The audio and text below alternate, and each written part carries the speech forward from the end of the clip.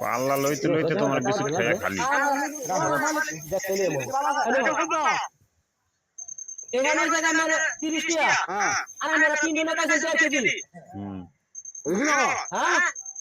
150 টাকা কেজি কত কষ্ট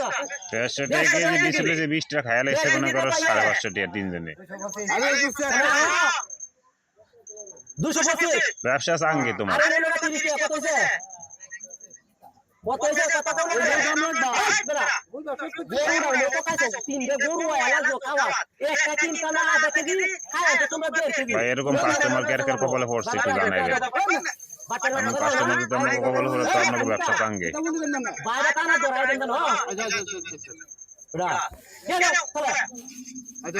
ভাই বিদায় কর নাইলে বাকি দিয়ে খাইয়া দিবা খালি